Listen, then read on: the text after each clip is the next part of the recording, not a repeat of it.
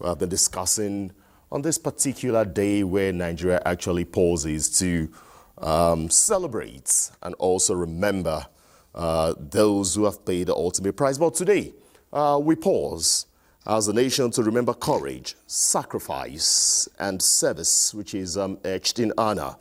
From battlefronts past to security challenges of today, the Nigerian Armed Forces stand as sentinels of our sovereignty.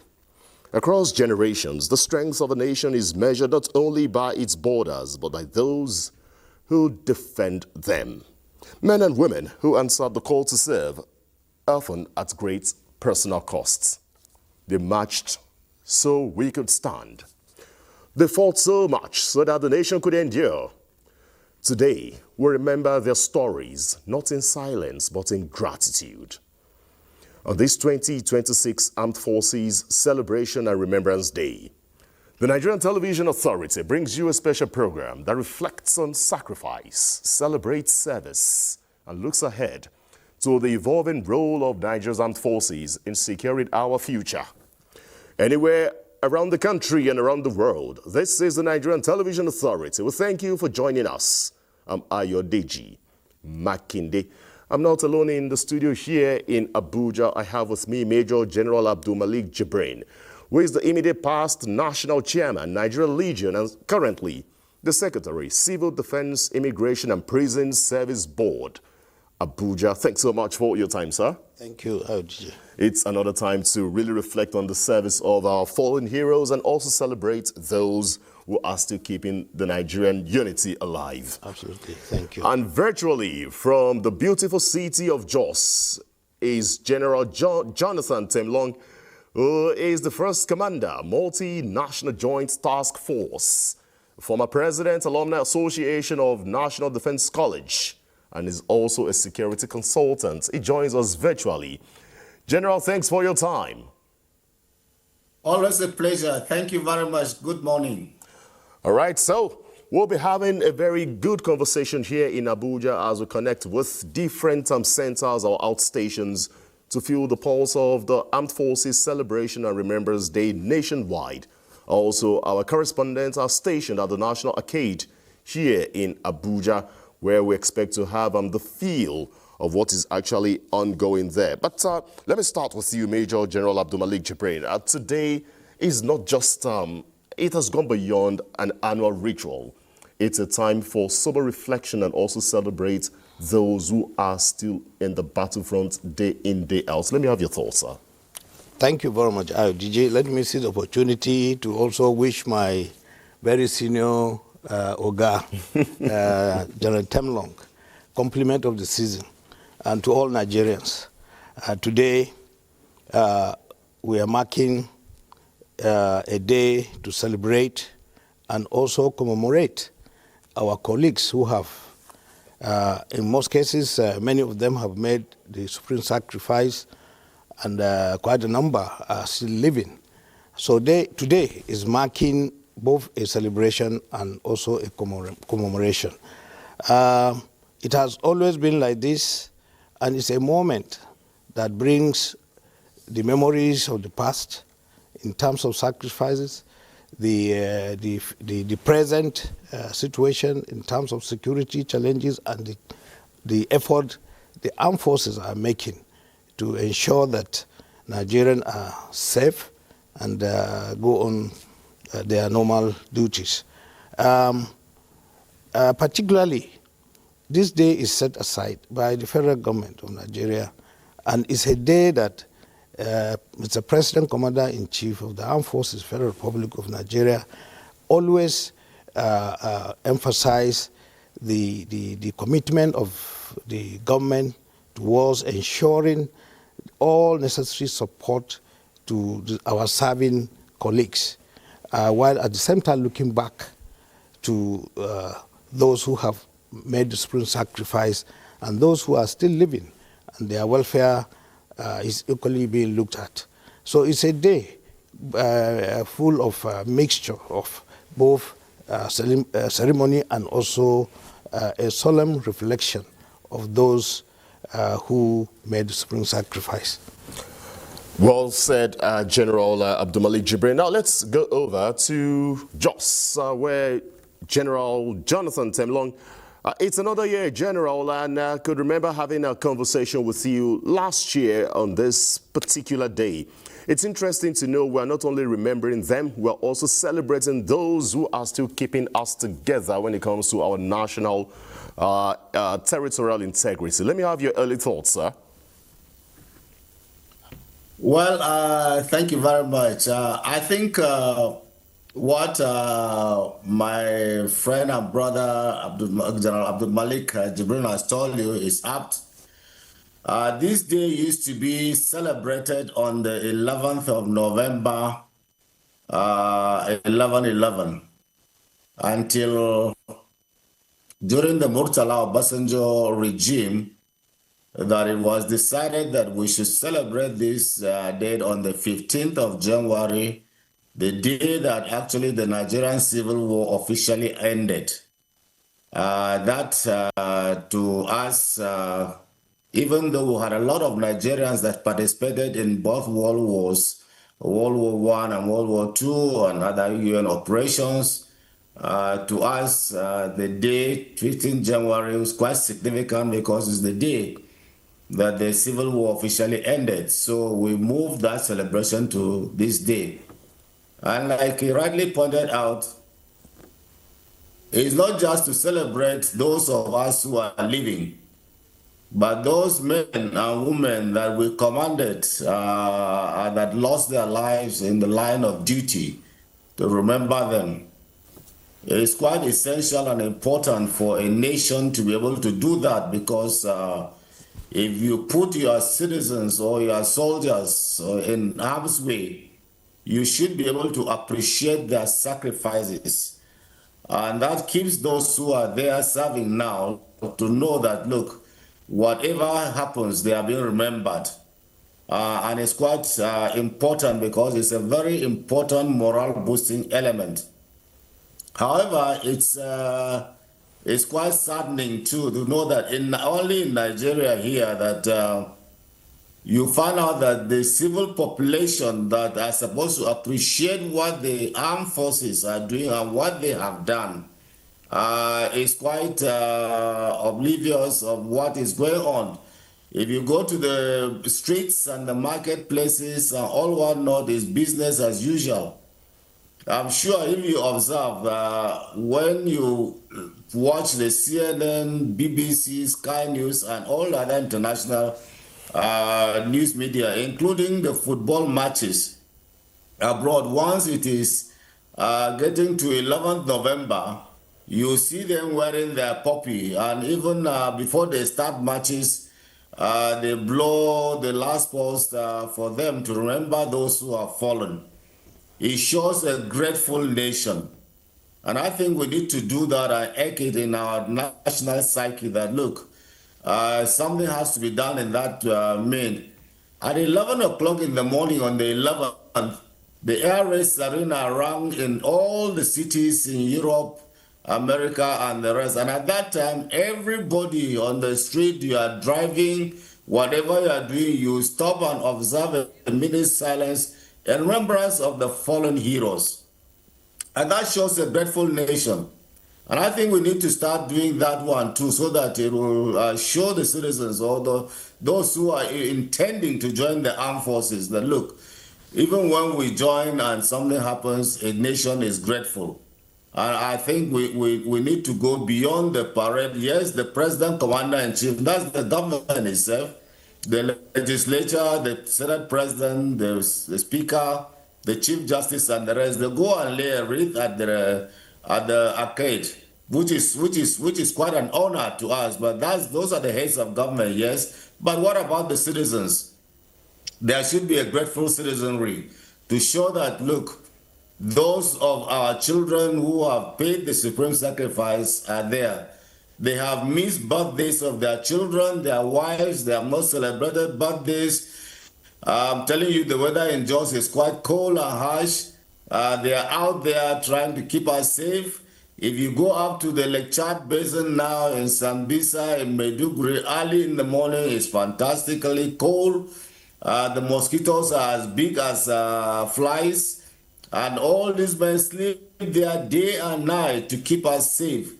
The same thing if you go to the forests in Zamfara, Katsina, Sokoto, Kaenji, the hills of Jos, the forests of Makodi, the forests of the west, east, and then the swamps of south. You have men and women that are deployed, having sleepless nights, that we should sleep in our rooms and talk in the comforts of our comfort zone. So a grateful nation must come out to say, thank you and well done for what you are doing. Thank you to those who have paid the supreme sacrifice. And thank you for our children whom we think will come in to continue with the good works that their forebears have done. I think that is the way to galvanize a nation and to galvanize what we call in military strategy as the national will, which is a sine qua non to battle success. Because if you have your whole nation behind you, you know that the men will fight. They will fight and damn any consequences. Once one is falling, the next are moving. So we need a grateful nation. We need people to show us that they are grateful. And I think we will continue in the course to show what corporate Nigeria need to do. There has been a very viral video going out when Abdul Samad talked about giving millions of dollars to the Super Eagles if they win the match. People were asking, who has ever promised Nigerian armed forces that they are going to give them millions if they win any operation or if they defeat the forces and the rest? I think that is a very germane question. It happened during the Civil War, where we had Nigerian breweries were brewing, having beer with the armed forces stamp label on them, specially prepared for the armed forces. Guinness did the same thing, supply hospitals for those who are donating blood. You had the armed forces stamp on label on them, and people thought that if you drink that one, it was blood tonic, as it were. And so people were ready to donate blood to soldiers who had been wounded. And so that was what corporate Nigeria was doing. Individuals were volunteering their vehicles to carry troops to the war front. Some citizens were giving cows for soldiers to be this thing. And I think we need to reenact that to show a grateful nation, a grateful society. General Temlong, that appreciate what soldiers are doing out there in the front. Thank you very much. well said, elaborately said out there, General Temlong, about the essence of today and the reason to really come together, celebrate those who are still alive and continuously remember those who have paid the ultimate price. Now let's bring you voices of some veterans as they share their experiences concerning January 15 here in Nigeria.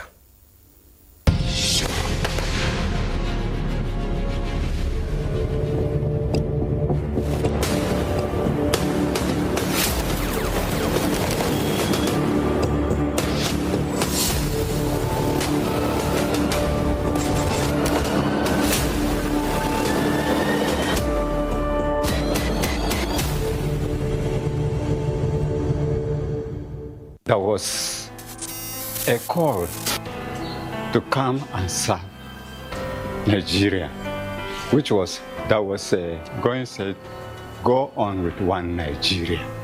And that was what motivated me to join the army so that I can be part of what is trying to defend this country. During the war, when I was carrying my friend who was killed, along the road, to inside the vehicle, a bullet met me in my forehead, went through the steel helmet, go up and down, and both sides from down my backyard, but nothing affected me. I found myself not able to go back because I was afraid that particular time. When I removed my cap, I saw that it had been damaged. When I was firing, Later, I just come see my boot, blood. Right away. I find out, what happened? I see blood, but I didn't hear anything from my body. I was just feeling correct. So I just hear this thing. I begin the fear don't begin to enter me small because I see blood in my body, in the boot. Then I now trying to clear my face. Then I thought the steelman breach enter where I was shoot. Then from there now I hear my eye was trying to turn. Then when my eye started to turn, I come, that place where that they were shoot, I come feel a little pain there. So I now remember that I am shoot. So I now touch my head here. When I touch this place, there was a hole. We were on the feed when I just see something bite, it be like say something bite me, not knowing that it was the bomb they throw to our location. Something hit. I did not even know that I have sustained a serious injury like that. But when I move, not knowing that blood has spoiled everything, the bullet has teared my jungle boot. I couldn't walk again. Don't believe it was there. They come and carry me. They carry me back to Agbo. When I saw this wounded,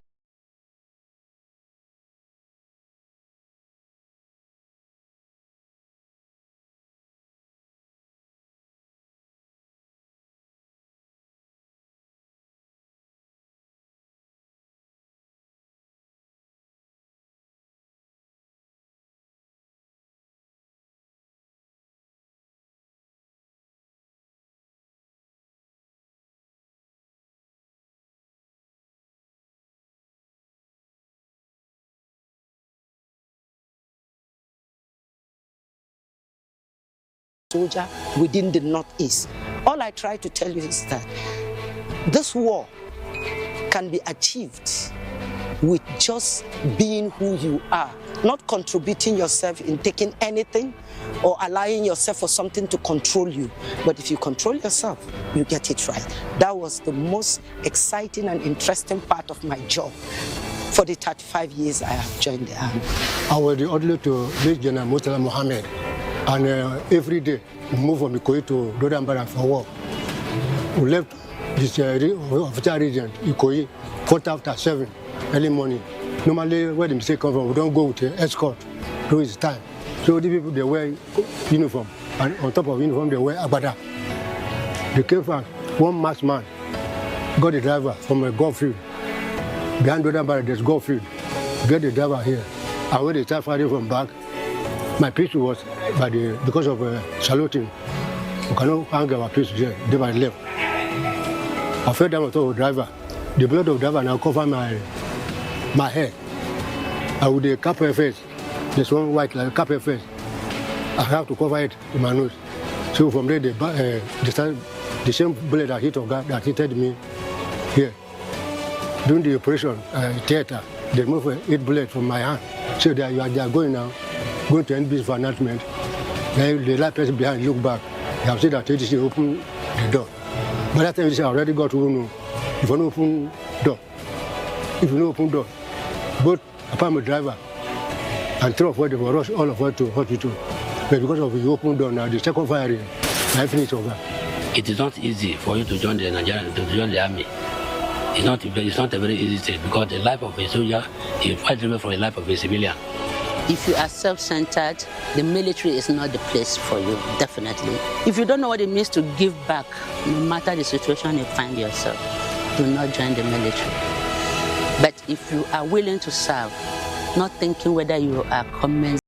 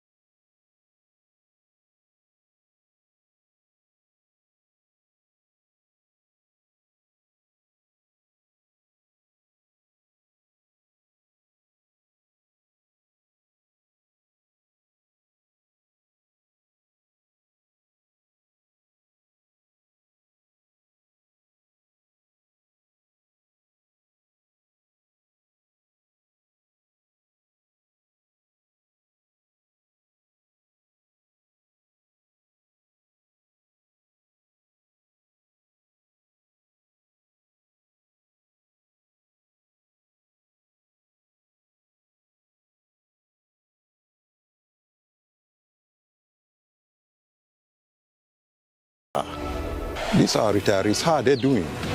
Because inflation, we're in a system today where inflation is biting hard on everybody.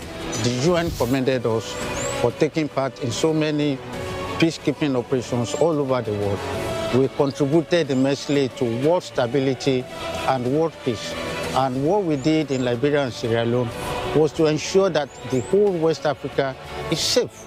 And when we did Liberia and Sierra Leone, we still went ahead. We did Mali, we did Gambia, we were in Ivory Coast. So all those should translate to what we have to do for Nigeria to make Nigeria safe. If we have done that in the past, we should be able to do it at home.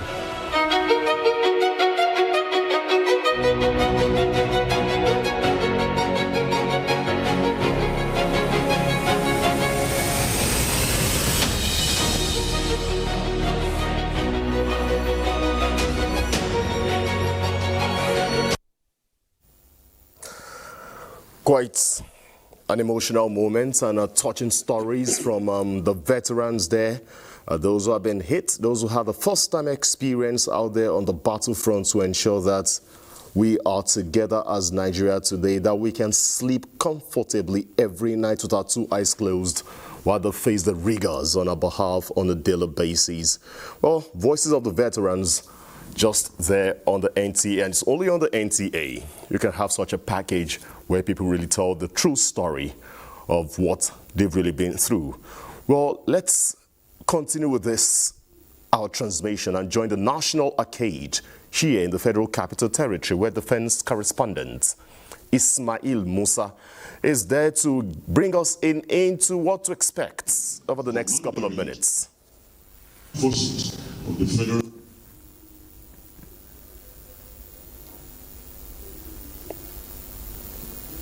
at the National Arcade venue of the 2026 Armed Forces Celebration and Remembrance Day. The set is set for the event to commence any moment from now. The widows, the veterans, the service chiefs, the chief of defense staff, are all seated, and even the color parties are all set, and any moment from now the event will commence in earnest. And this event is of great significance to the members of the armed forces, the veterans, even to the families of the fallen heroes. You see, it tends to boost the morale of officers and soldiers in various theaters of operation, knowing that the nation, the citizens value and appreciate what they do to allow me and you sleep with our eyes closed. Well, Ismail, I'd like to thank you for bringing us into that. The setting I can see behind you is a reflection of a solemn moment with those who are already matched up there. But beyond that, what is the general mood of those passing by? We've gotten the view of both General Jonathan Temlong and General Abdulmalik Jibrin. For people to actually pause for a minute and pay respect to these people who we're celebrating and remembering today. More dignitaries, I'd like to request... Okay, Ayo, it is important to note that in the past, the event is more of a solemn event. But this time around, it's a double-edged event. While we're honoring, while we're remembering the dead, while we're remembering those who paid the supreme sacrifice protecting Nigeria and Nigerians, it is also important to also honor, remember those still fighting to protect, to ensure peace and unity is sustained in our beloved country, Nigeria. So this year's celebration is quite of great significance to all. Well, Ismail, I'd like to thank you for bringing us into that. Surely would connect with you when the event commences in earnest out there. Please hold your thoughts, and of course, let us know once there's anything important coming from the National Arcade. Ismail Musa, defense correspondent, thanks once again. All right. right. That's from the National Arcade there, bringing us to let us know that preparation is actually in top gear, and we expect the commencement, the arrival of service chiefs and top government officials to commemorate January 15, which is the Armed Forces Celebration and Remembrance Day. Let's come back into the studio and have some quick reflection on our discussion so far. Well, I'd like to start with you, General Abdulmalik Jibrin. One touching thing for me is the voices of the veterans. We've seen people, officers, soldiers who have been wounded, who have been shot. And they're bringing the experience to bear. Sometimes it sounds like tales by moonlight when you try to let some Nigerians realize what it means for soldiers to stay out there to keep me and you safe.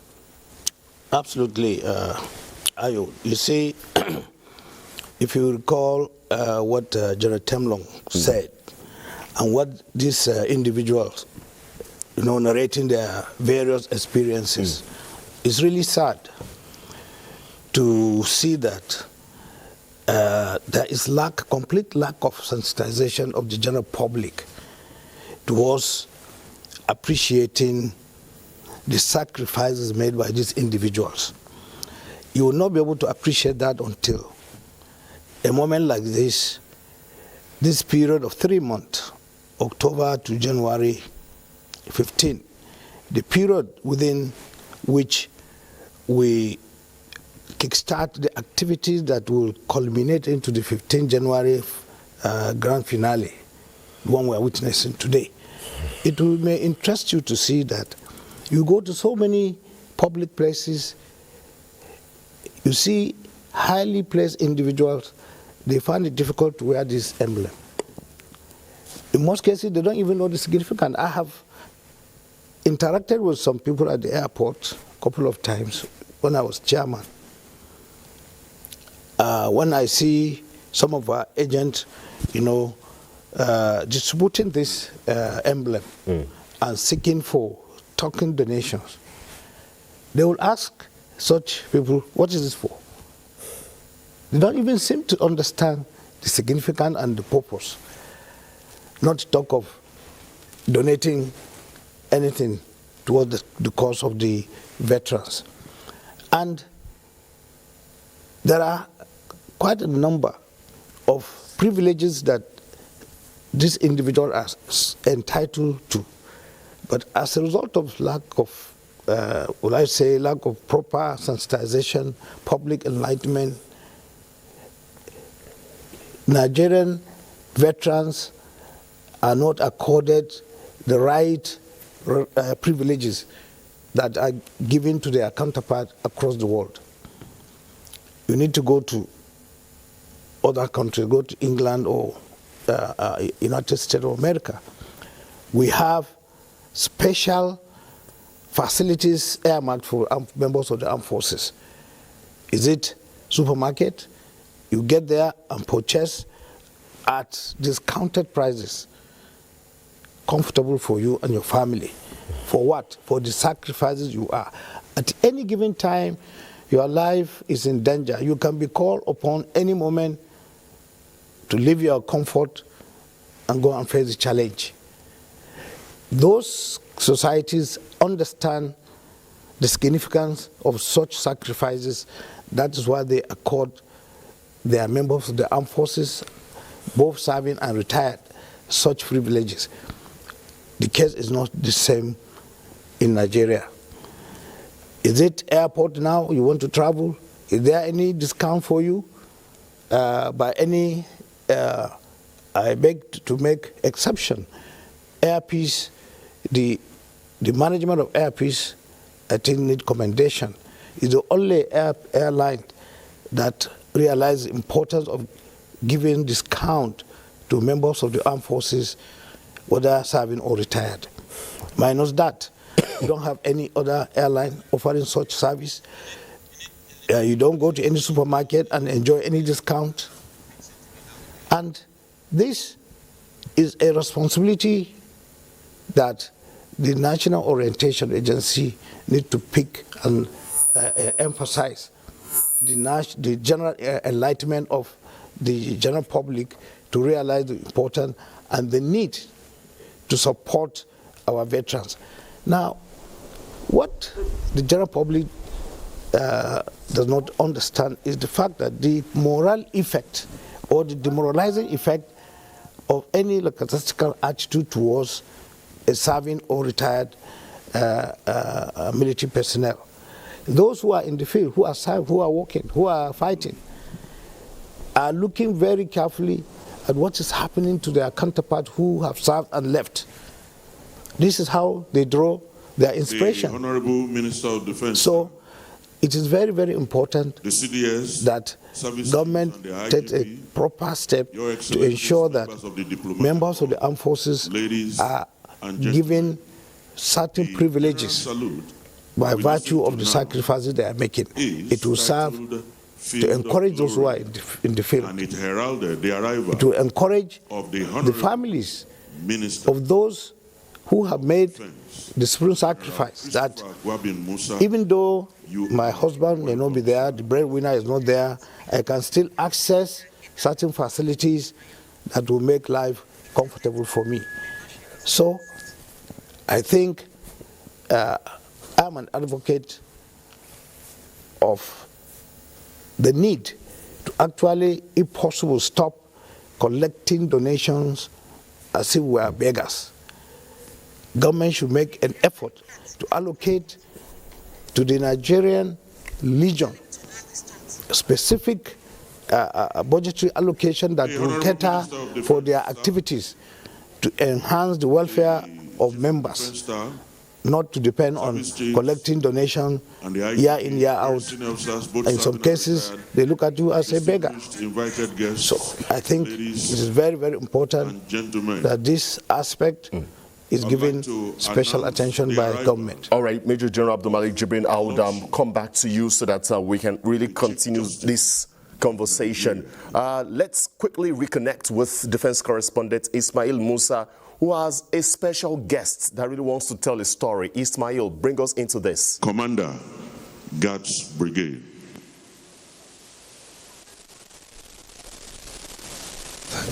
General, the Minister of Defense, sorry, I beg your pardon, General Christopher Musa just arrived a couple of minutes ago. And with me on the stage here is a widow who would like to explain to us what a day like this means to her and her colleagues. It's a pleasure having you, please. Thank you so much. Let me have your full name proper, please. My name is Dr. Nelly Oburo. It's a great day.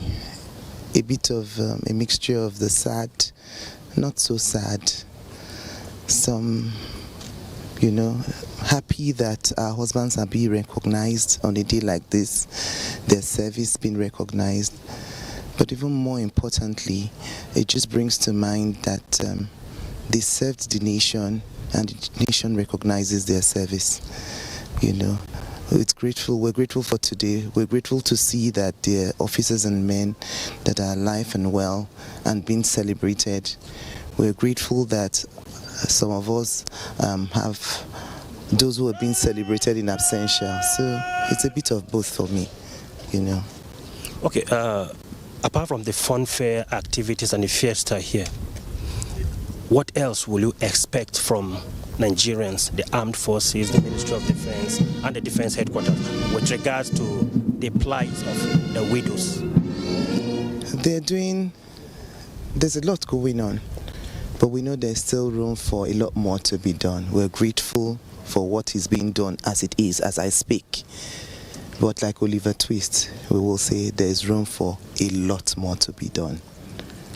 And we'll leave it at that. We're grateful for what is being done now. They say he who wears the shoes knows where it pinch more. Can you specifically pinpoint one area that you feel more attention should be accorded to? Well, you cannot, I would not exactly say a particular area because, we're Nigerians. We live in Nigeria. We know what the country is like. Just a little more impact on the life of the families of, we feel their impact, but a little more You know, we know what would have happened if our husbands were alive, if the father of our children were alive. And so, along that line, we'll just ask for a little bit more. Distinguished guests, thank you so much. It's a pleasure having you. And Ayo, you've had it all. What they expect from Nigerians is constant extension of hands of fellowship to their late husbands. And okay, the event will commence in NX proper any minute from now. Thank you, Ayo. I also like to recognize the presence of the Dean. Right, Ismail Musa, defense correspondent there. Thanks so much for bringing that special guest to your side to tell us her experience, and also on a day like this where the loved ones are not around, but at least it feels good to be remembered and to be celebrated. Yes, the program is still on. We expect live action from the National Arcade any moment from now, because I've been told that the Defense Minister, General Christopher Musa, has arrived. Service chiefs are already there as well. I will expect other top government officials to come in, and then we'll join live feeds from the National Arcade. But before we do that, today, which is a special day, January 15, Nigeria pauses to honor courage, sacrifice, and selfless service as we mark Armed Forces Celebration and Remembrance Day, paying tributes to the gallant men and women who laid down their lives in defense of Nigeria's unity, peace, and sovereignty.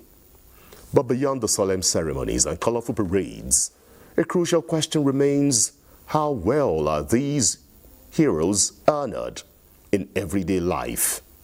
My colleague Ekene Ndulwe has packaged a report to that effect. Solemn ceremonies and colorful parades are holding in honor of fallen heroes, while living veterans are celebrated for their resilience and patriotism. The day also serves as a sobering reminder of the sacrifices made for Nigeria's freedom and the continuing commitment of the armed forces to safeguard the nation amid evolving security challenges. But once the ceremonies end, many of these heroes return to a quieter and often difficult reality. Some retired servicemen, as well as widows and children of fallen officers, continue to struggle to make ends meet. The Nigerian Legion maintains that support for veterans and their families should not be seen as government's responsibility alone, but a collective national duty. Using this opportunity, I'm not going to mention any name of any big man or any small man. I'm pleading they should please come to the aids of veterans, so that when the people that want to join after that, we know that after the service, I have a home, I have a place, somebody there will look after my children. Still, there are signs of hope. President Bola Tinubu has on several occasions reassured veterans of his administration's commitment to improving welfare packages and ensuring that no hero is forgotten. These assurances were once again reinforced at the launch of the 2026 Armed Forces Celebration and Remembrance Day Emblem Appeal. As a grateful nation, we must honor the fallen, support the wounded, and care for all who answer the call to serve. My administration has enhanced allowances, upgraded barracks, strengthening health care, expanded defense health maintenance limited services, and modernized pension verification. This reform reaffirms our commitment to dignity and support for those who serve our nation. I call on every Nigerian to reject divisive rhetoric and embrace respect, tolerance, and understanding. For the men and women who risk everything in service to the nation, many say true remembrance should extend beyond January 15, reflecting in consistent care, support and respect from both government and citizens. In Abuja, Ekene Ndulue, NTA. Well, it's another touching story there to really talk about what veterans are going through in terms of their welfare, what government tries to provide for them. There's still this huge call on the private sector and well-to-do individuals and generally citizens to always give them the maximum respect that they deserve. But as we have continue to have images there from the National Arcade, let me quickly reconnect with General Jonathan Temlong in Jos to weigh into this set of reports that we've seen and the current reality on ground. General Temlong, if you can quickly weigh in before we go to the National Arcade, sir. Thank you very much for this opportunity. You heard it from some of the veterans who reel out their experiences. Everybody has his. I tell you, it was as if the world was crashing on me when I was signing the operational orders to send my troops into operation. It occurred to me that this signature that I was putting on this paper and then going to deliver that orders to my orders group would mean some soldiers, officers were going to lose their lives in action. And it was so hard on me that the decisions that I took, the courses of action that I adopted, are they the right ones? Could they be the best I could have done? Would they have saved more lives than if I had taken another one? So those are some of the questions that kept ringing in my head as I signed and delivered those orders.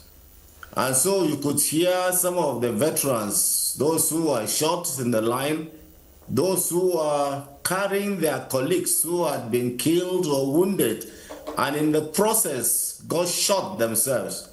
And that's what the warrior ethos is all about, that you never leave and abandon your colleague, no matter the situation. And that's what our warrior ethos are all about. And so I think we need special commendation to some of these veterans for what they have done.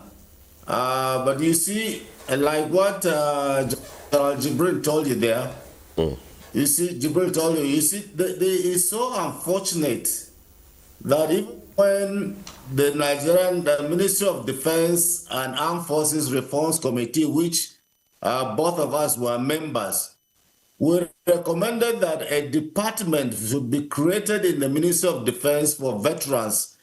That's the least that could be done. In other climes, it's a whole ministry that is in charge of veterans.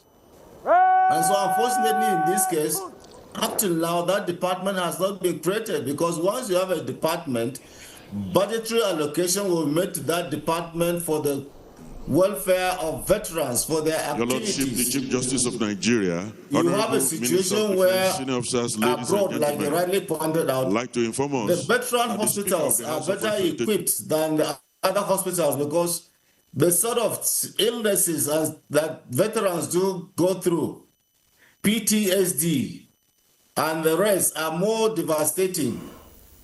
Sorry, General Temlong, I'm sorry, I just have to hold you there because we're having live feeds from the National Arcade, and Senate President Godswill Akpabio just arrived with Deputy Speaker Benjamin Kalu there to take the salute. So let's cross over now to the National Arcade and have both sight and sound before we come back with continue our conversation.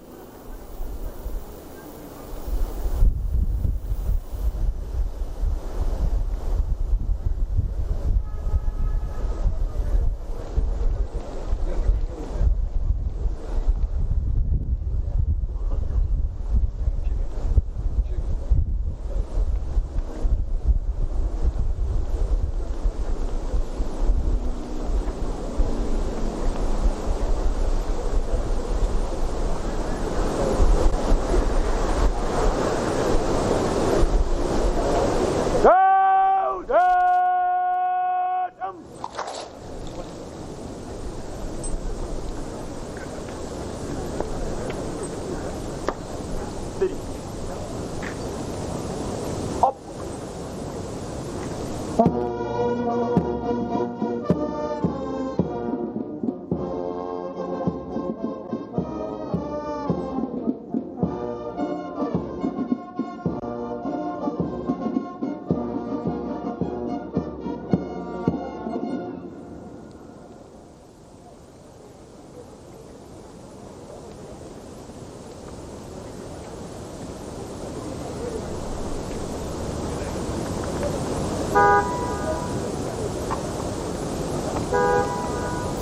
All right, Senate President Godswill Akpabio and Deputy Speaker, House of Representatives Benjamin Kalu, they're taking the salute.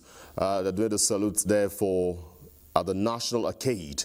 Of course, we expect more action to come from the National Arcade as we celebrate these heroes of our fatherland, the armed forces of the Federal Republic of Nigeria. If we can reconnect with just now to General Jonathan Temlong to conclude his thoughts so that we can move on to some other issues as it affects the armed forces in the country. General, let me have your thoughts as you conclude the conversation we're having before I interjected. Thank you very much. Like I was saying, you have special facilities for veterans because they need special cares. If somebody told you you are shot in his head or he had 8 bullets removed from his shoulders, it definitely means that he will require special attention throughout his life because he wouldn't be able to use that arm as a normal human being again. Now, the other thing is like my colleague was telling you in the studios there is that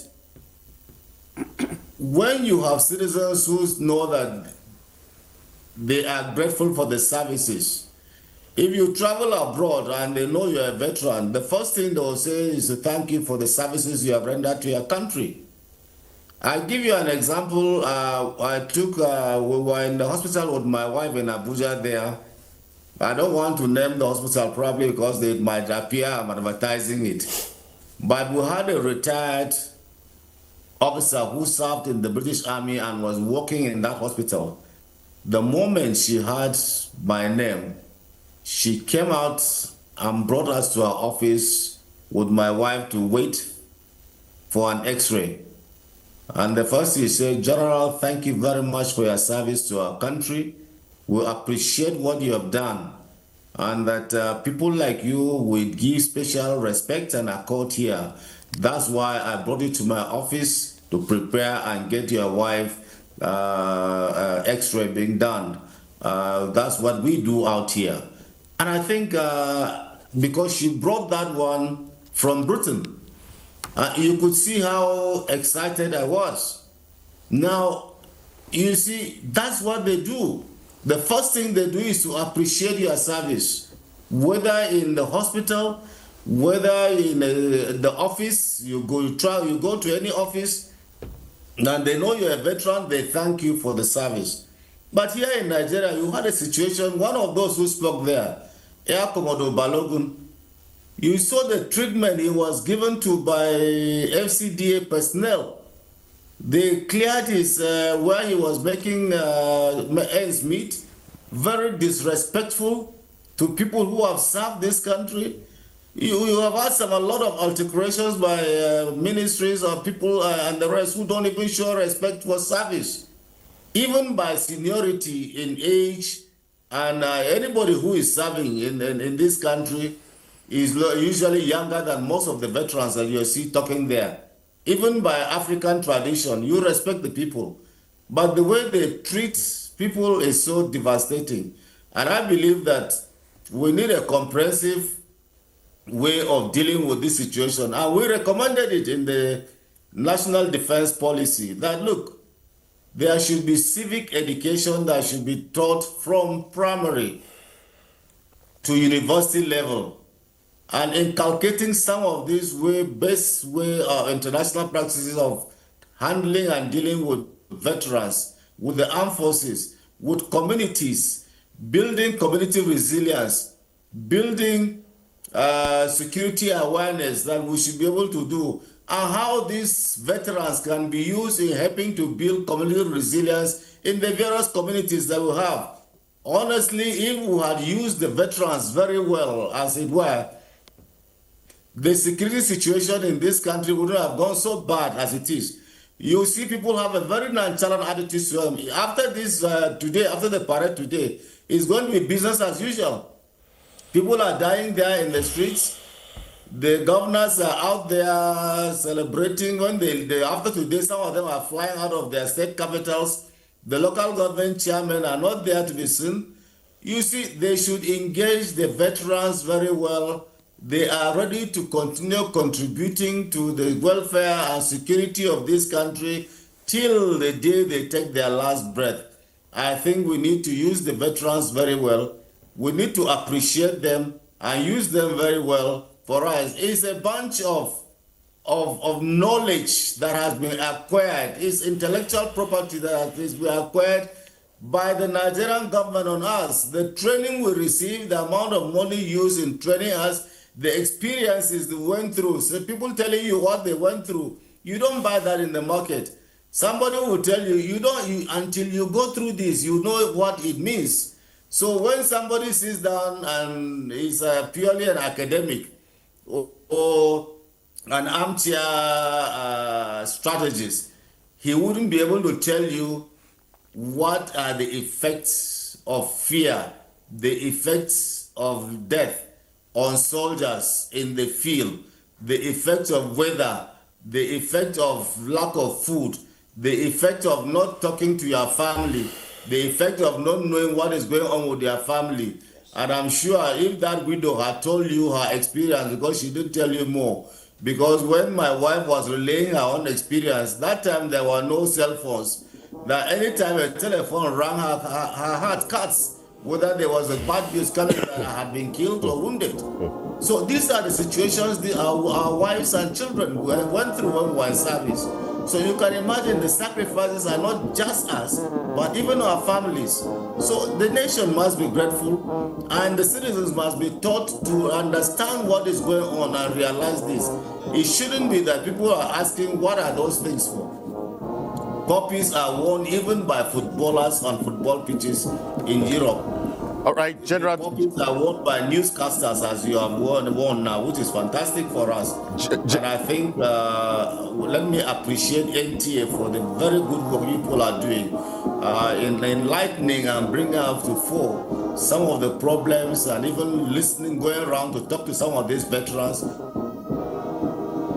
All right, General Temlonga, I have to interject now because we are having live feeds from the National Arcade, and the event is set to commence. So let's cross over now from our studio here in the Federal Capital Territory and just go over to the National Arcade, which is not far from our office here, for the Armed Forces Celebration and Remembrance Day 2026.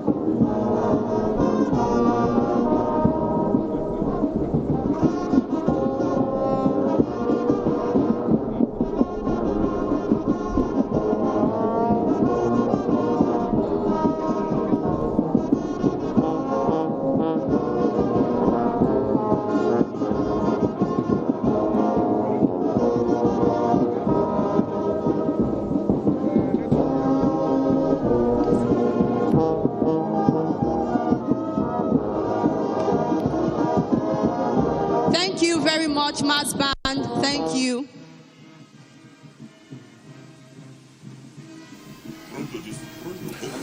All right, I've just been told that it's preparatory to the main event, as the event is not set for full commencement. We're still having some preambles before the main event gets underway. So let's continue our discussion here in the studio. Beautiful setting, by the way, at the National Arcade. General Abdulmalik Jibrin.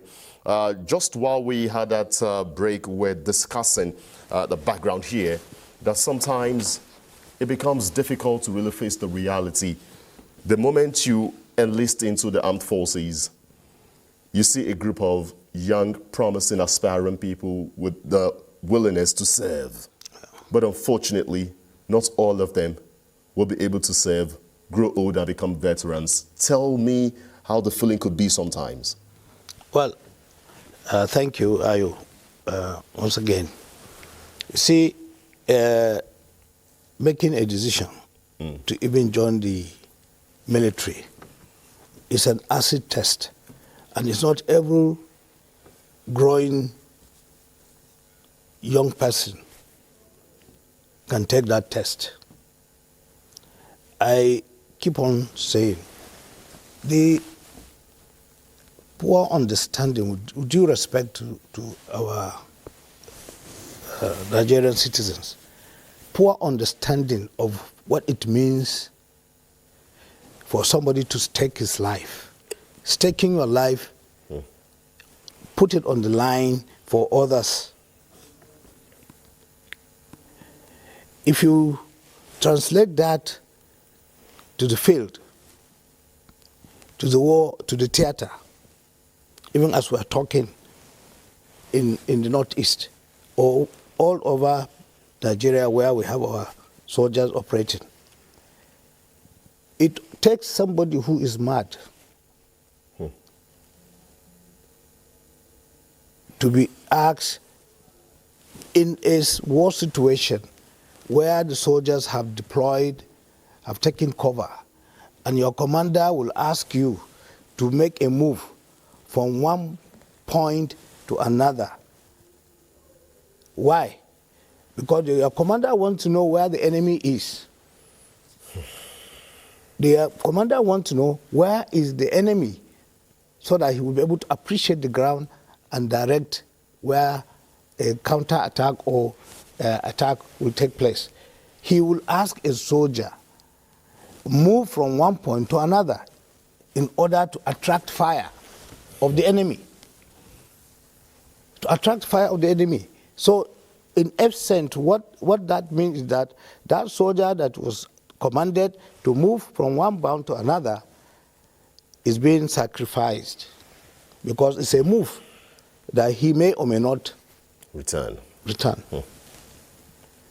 So if somebody will sit down and analyze and appreciate that level of commitment and sacrifice, then you will be able to appreciate the need and the reason why you must respect any serving or retired military personnel who has voluntarily put his life on the line for others. That's why if they blow a bugle to say people should fall in line, we are going to, God forbid, in case of emergency, you will be able to see the number of people that will join the line. Very few. And those are the, and that's why exactly translating that back to other countries, America in particular.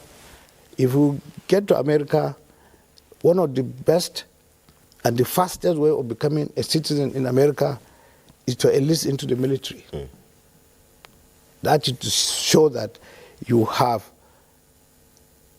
sacrificed the highest thing you can ever for the country. So in that case, you are qualified to get citizenship or resident permit, because that's the highest anybody can offer. And that's exactly what all the military in other nations are. And that's exactly what the military in Nigeria is also about. Sacrifice, commitment, without thinking whether I will come back or not. Coming back to your question, what is it like?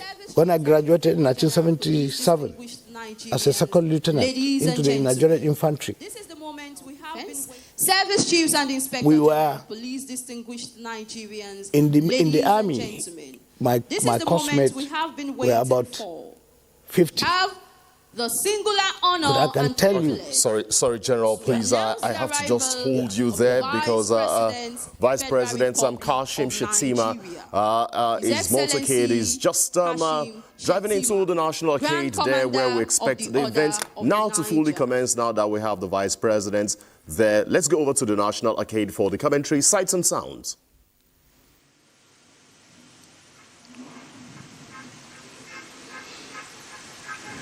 Of Nigeria will be welcomed by the Commander Guards Brigade. Your Excellency, you are heartily welcome, sir.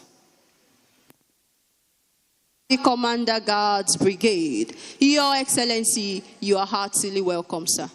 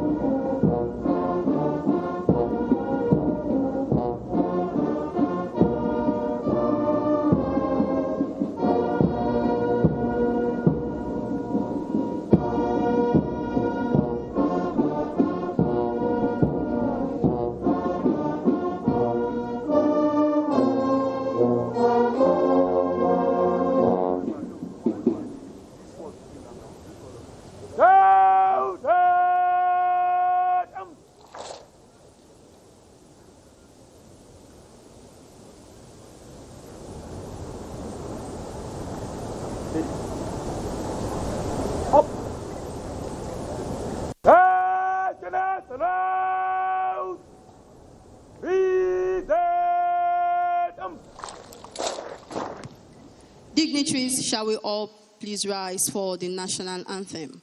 Officers and warrant officers in uniform are to please salute. Thank you.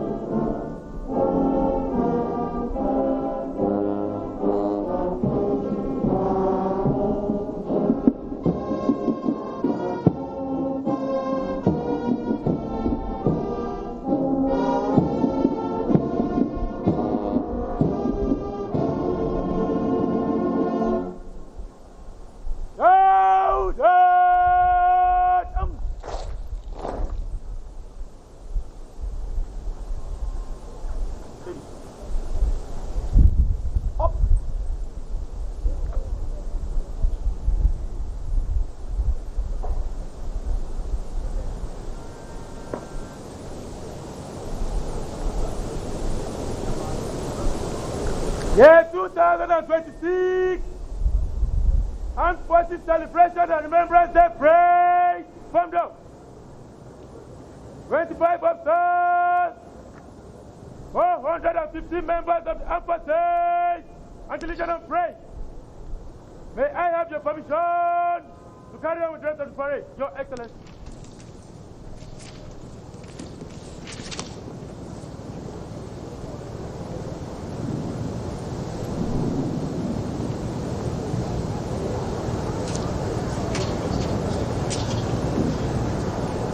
The parade commander, Major Emmanuel Fayon, just reported the state of officers and men on parade to His Excellency, the Vice President, Federal Republic of Nigeria, His Excellency Kashim Shettima, Grand Commander of the Order of the Niger. And at the moment, the Vice President, Federal Republic of Nigeria, is now proceeding to the cenotaph for the commencement of the next phase of this solemn occasion, which is the laying of the wreath.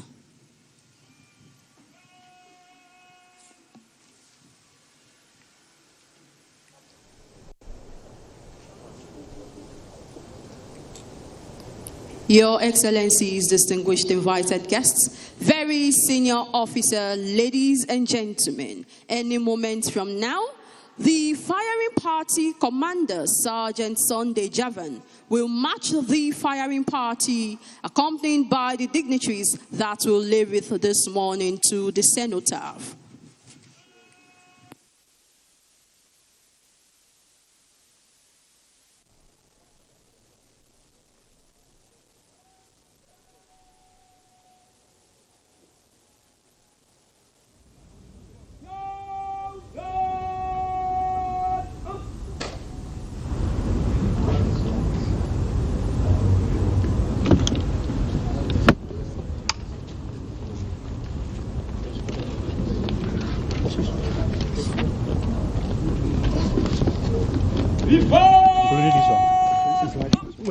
We're live.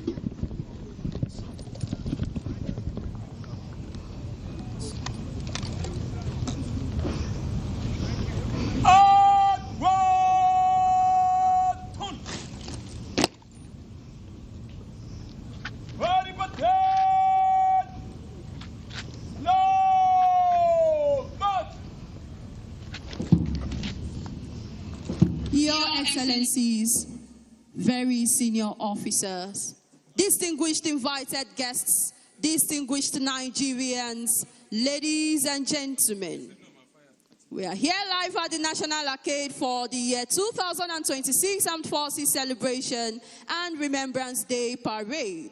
And what we are witnessing at the moment is the firing party marching, accompanied by the dignitaries that will lay wreath this morning to the cenotaph. The cenotaph is the place where the main activities will take place. This is a time we have been waiting for, a solemn time, a time we recognize and respect the fallen heroes of this great country, Nigeria. A time we pay due allegiance to the fallen heroes who have redeemed mankind from the devastation of the barrel of the gun.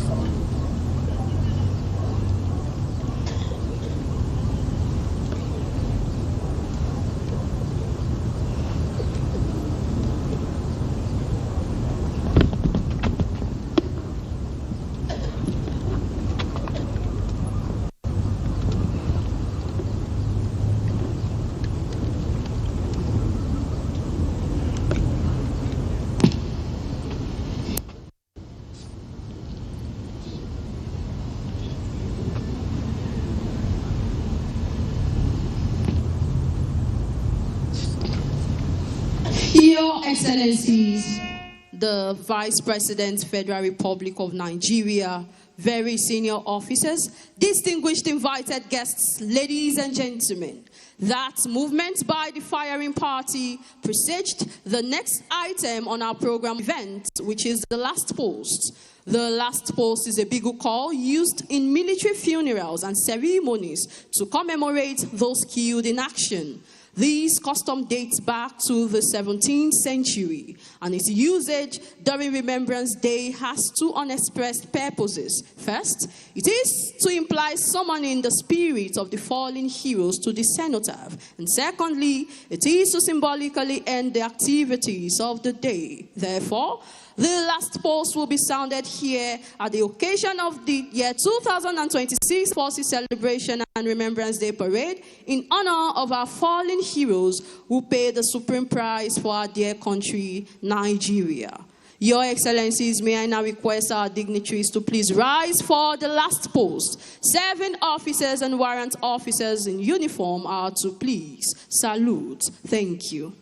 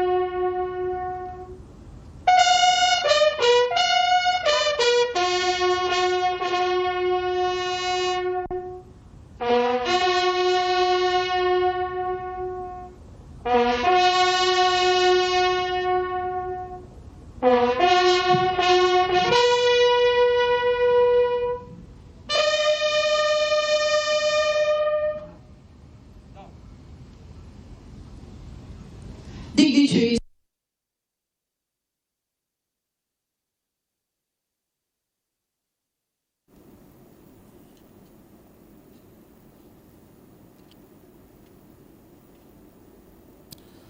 All right, just a slight glitch there from the signal from the National Arcade, but surely would we reconnect with them, and we can do it now. Colonel Reverend B.P. Nyam, followed by the Director, Air Force Islamic Affairs, Group Captain H. Idris, and finally, the Director, Chaplain Services, Roman Catholic Navy Captain, Very Reverend Father R.C. Diala.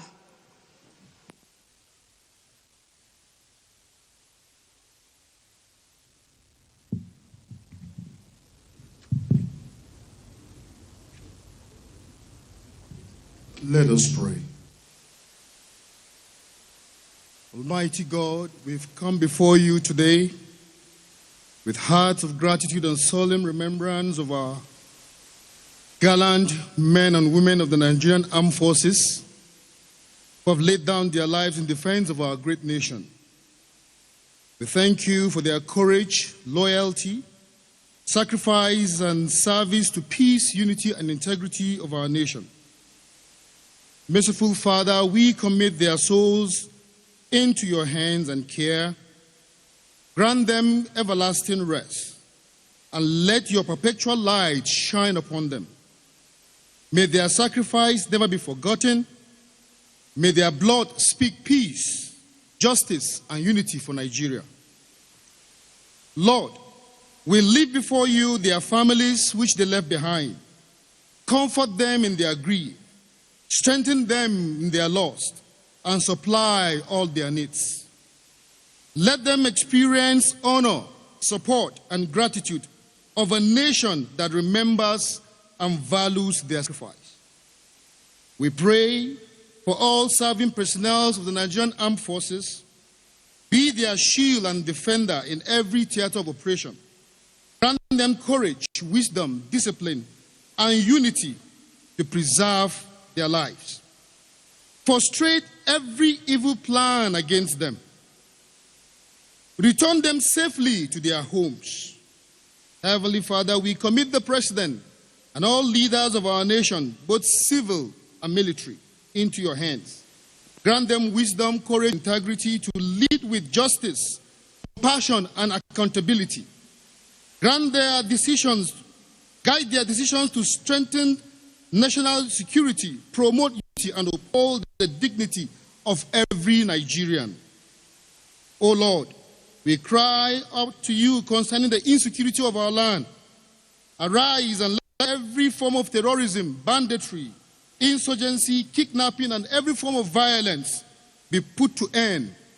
Expose those who are involved. Disarm those who are armed.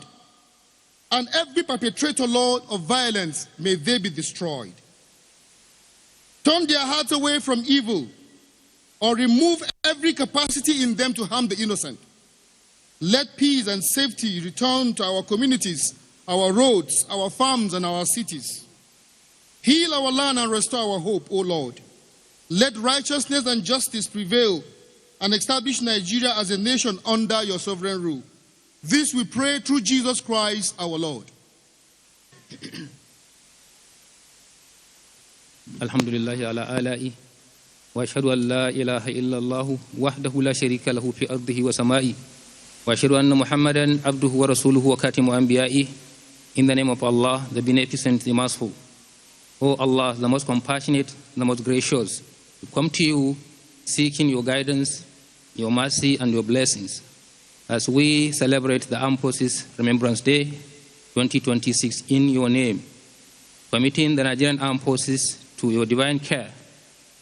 And O Allah, I appeal to you to forgive and have mercy upon our fallen heroes, and to bestow special grace on our veterans, members of the Nigerian Armed Forces who dedicated their lives to peaceful coexistence of our nation, who sacrificed their dear lives for the defense of territorial integrity of our nation and African community at large, and even contributed their quotas to the peace of world over.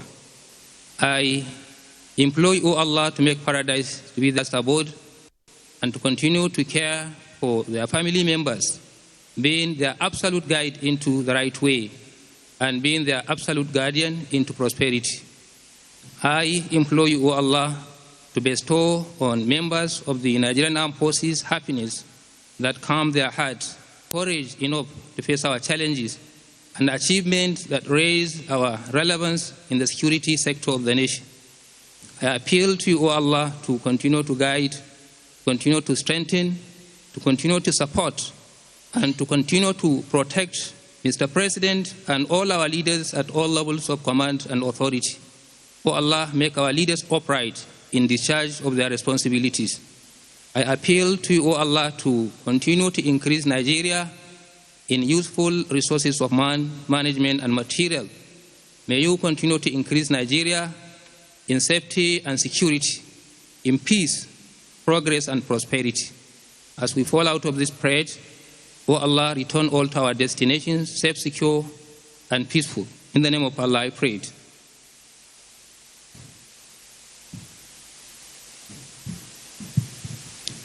In the name of the Father, and of the Son, and of the Holy Spirit.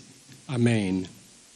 O God of nations, God of mercy, God of history, we stand before this sacred arcade today, and we lay this wreath not merely as a symbol, but as a vow. We remember the known and the unknown, the named and the unnamed, the brave whose stories ended in silence so that Nigeria might live. Lord, receive our fallen heroes into your eternal light. Comfort every widower, every orphan, every wounded soul. Let their tears not be wasted. And now, O God, heal Nigeria. Heal our anger with understanding. Heal our divisions with one patriotic love. Heal corruption with conscience. Heal fear with true security. Heal despair with just leadership and honest work. Let peace rise in our streets. Let truth stand in our offices. Let discipline return to our homes. Let unity be stronger than tribe, tongue, and religion. Let the blood they shed for our nation never be in vain, but forever bind us together. And to the armed forces, grant courage with restraint, strength with compassion, power with integrity. May the wreath we lay today become a future, and may the souls of the faithful departed, through the mercy of God, rest in perfect peace. And may you bless our country, Nigeria, the Father, Son, and the Holy Spirit. Amen. Dignitaries, shall we all please rise to observe a minute silence in honor of the fallen heroes? Thank you.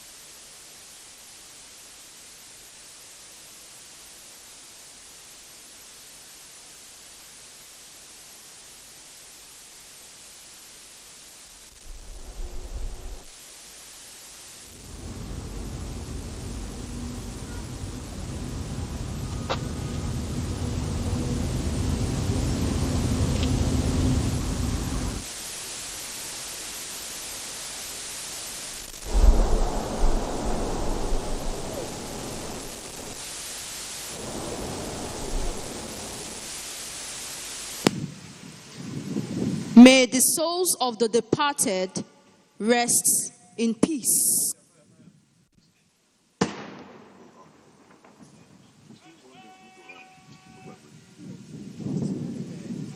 Your Excellency, the Vice President, Federal Republic of Nigeria, Your Excellencies, distinguished invited guests, senior officers, ladies and gentlemen, that was the firing of the artillery gun. Our dignitaries, you may now please take your seats. Thank you.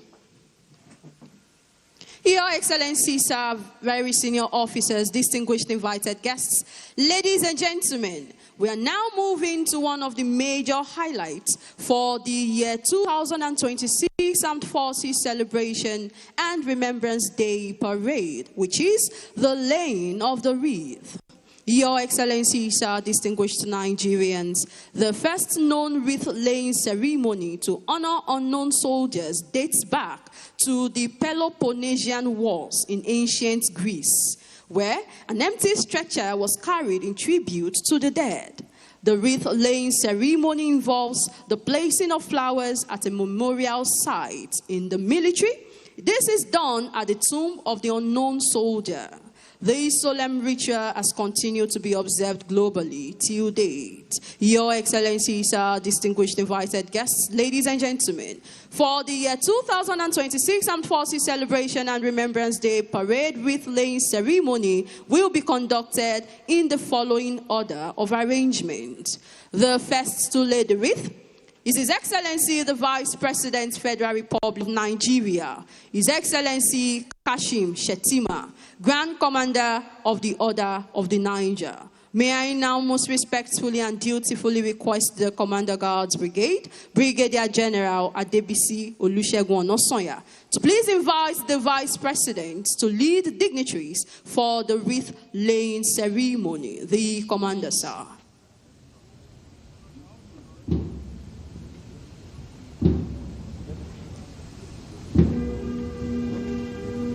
At the moment, the Vice President is proceeding to lay the wreath. This is a time of solemnity, the time we recognize and respect the fallen heroes of our great country, Nigeria. This is a time we pay due allegiance to the fallen heroes who have redeemed mankind from the devastation of the barrel of the gun. This is the time we pay our respect to the heroes who have laid down their lives for our dear country, Nigeria. And as the band plays funeral music, abide with me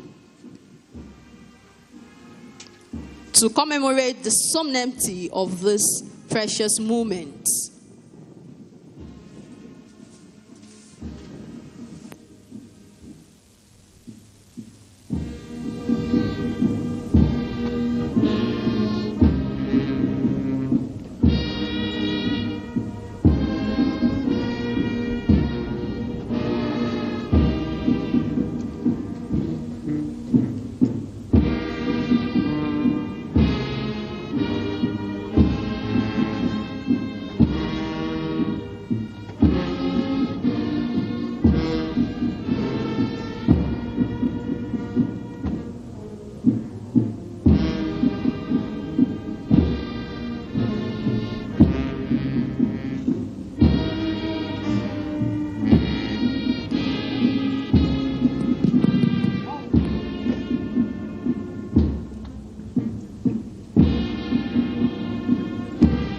Next to lay the wreath are the President of the Senate, Senator Godswill Akpabio, Grand Commander of the Order of the Niger, and the Deputy Speaker, House of Representatives, Right Honorable Benjamin Kalu.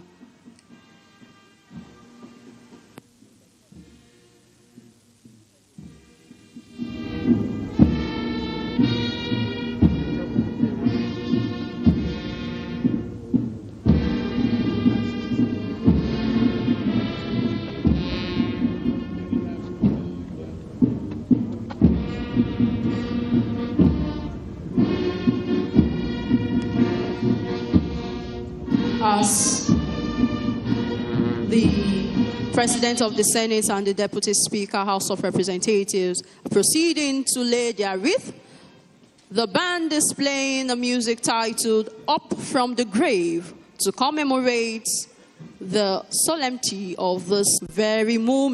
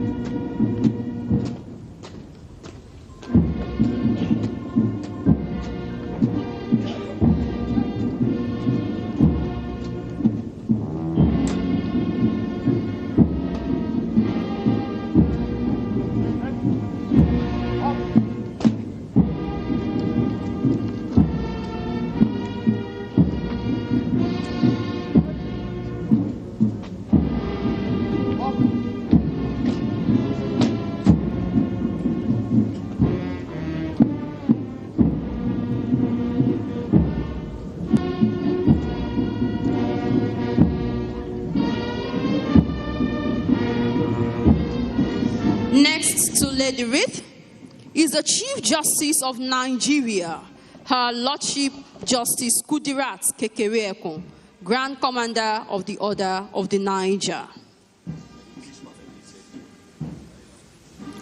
At the moment, she is proceeding to lay her wreath, and the band is playing a music titled Peace, Perfect Peace.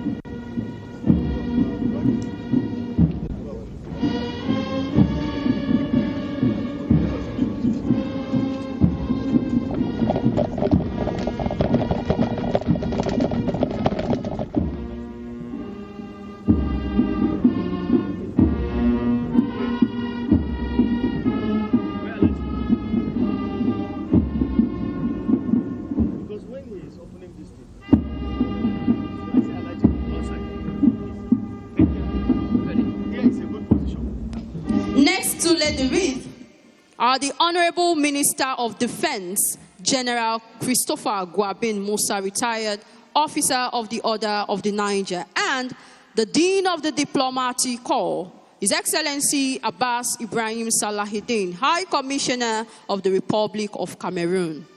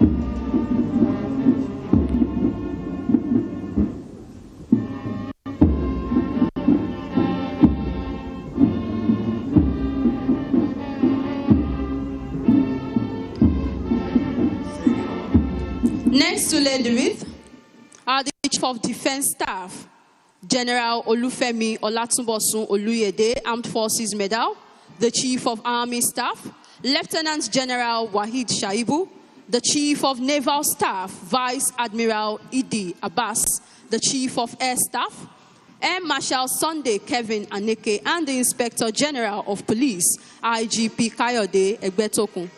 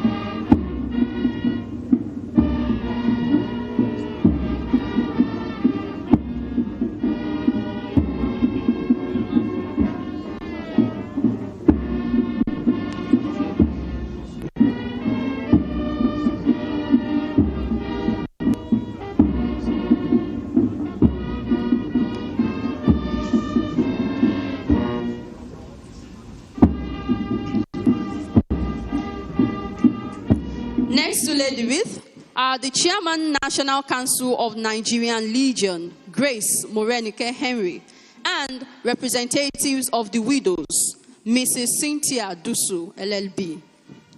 Mrs. Cynthia was wife to Major General A.L. Dusu, who up till his death was the Commandant, Nigerian Army School of Artillery, Kachia.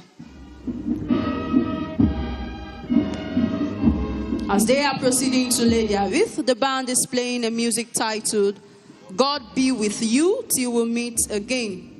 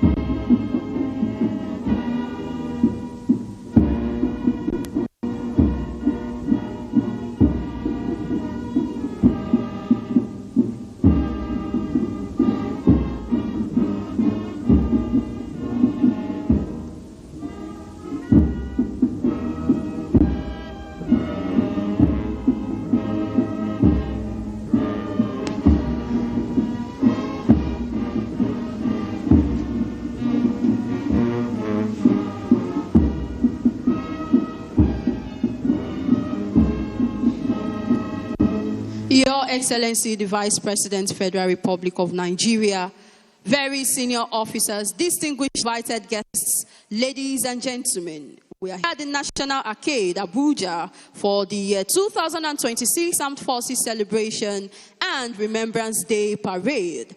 The wreath-laying ceremony had just been concluded. We shall now move to the next item on our program, which is the firing of the volleys. Your Excellency, sir, the firing of the volleys is a ceremonial act performed at military funerals. A quick reminder once again to our dignitaries not to panic at the sound of the guns, as this is a tradition for a ceremony of this kind. May I now request that we all please rise for the firing of the volleys. Officers and warrant officers in uniform are to please salute. Thank you.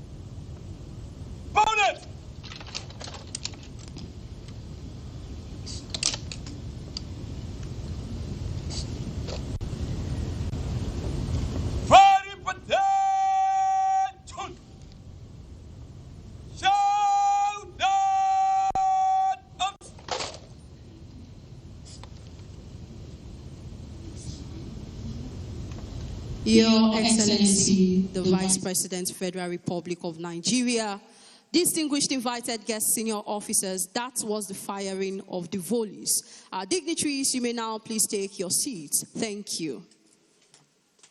We shall now move to the next item on our program of events, which is the Reveille.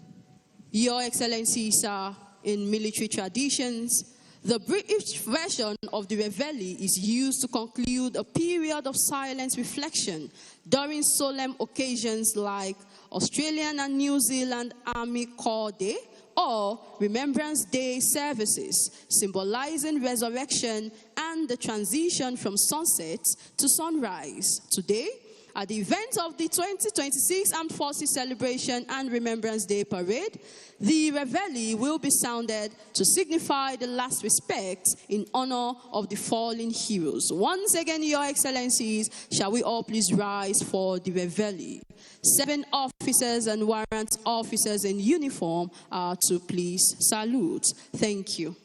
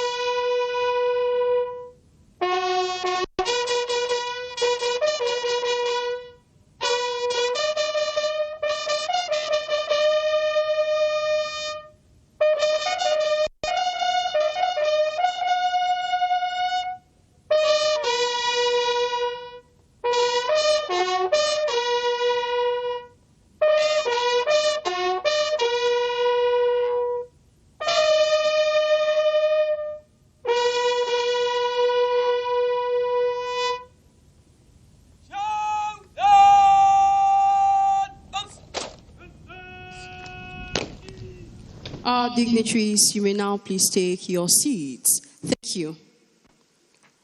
That was the Reveille sounded to pay the last respect in honor of our fallen heroes. Your Excellency, the Vice President, Federal Republic of Nigerians, distinguished invited guests, ladies and gentlemen, we shall now proceed to the next highlight for today's solemn event, which is the release of the pigeons.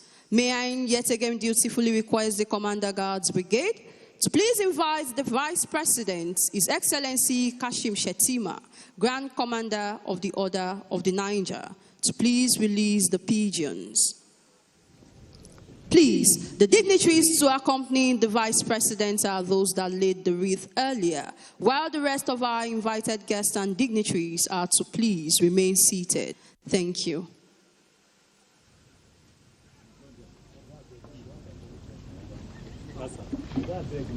Let me go, let him come in. You can swap position if you want.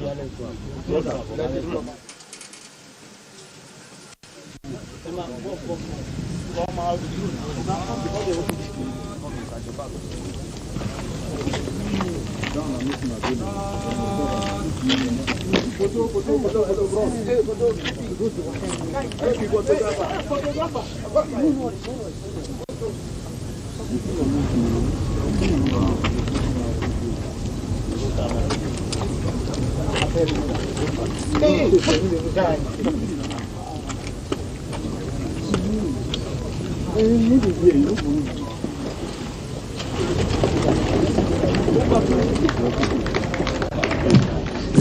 pigeons had been released, and as they fly away, it is hoped that our beloved country will indeed continue to experience long-lasting peace and prosperity.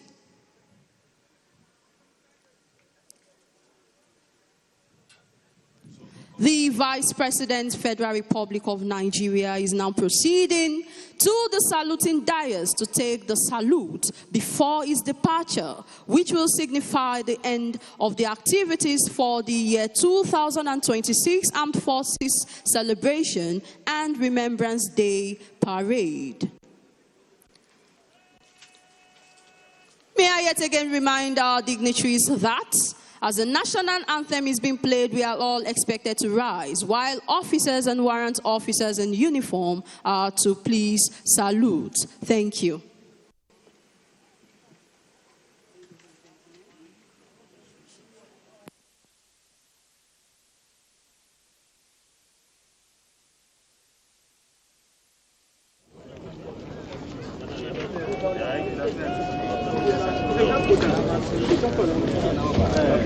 I will send him. Call me.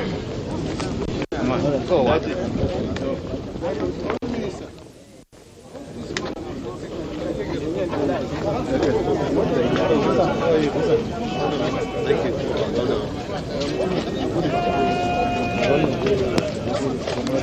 Dignitaries, shall we all please rise for the national anthem? Officers and warrant officers in uniform are to please salute. Thank you.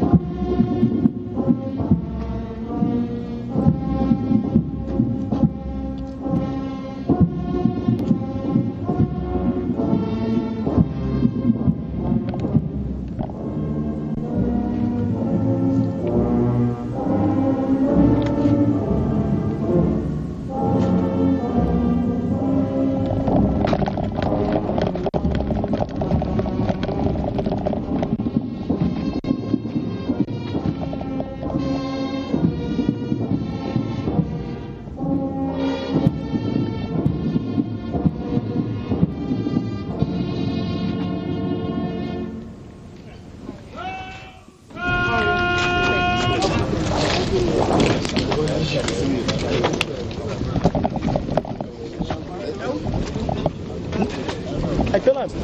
He said to note it.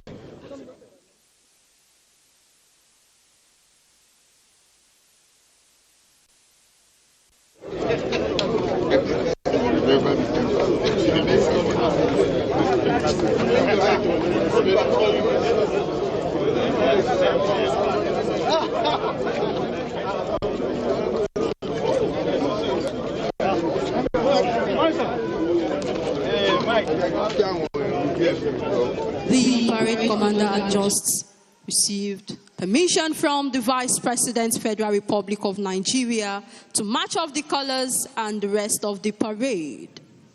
The Vice President is now exchanging pleasantries with the dignitaries before his departure, which will signify the end of the activities for the year 2026 Armed Forces Celebration and Remembrance Day Parade. To avoid congestion, we are please requested to allow the Vice President depart before we all take our leave. Thank you. As the Vice President, Federal Republic of Nigeria departs, on behalf of the National Planning Committee for the year 2026 Armed Forces Celebration and Remembrance Day Parade, officers and men of the Nigerian Armed Forces and the Legion, I wish to thank you all for honoring our invitation to be part of today's historic event. From the commentary desk, I remain my humble self, Lieutenant O.I. Olawi, and with me is Colonel O.A. Adebanjo, retired. Together we wish you journey mercies to your respective destinations, and we hope to see you again the year 2027 Armed Forces Celebration and Remembrance Day Parade. Thank you.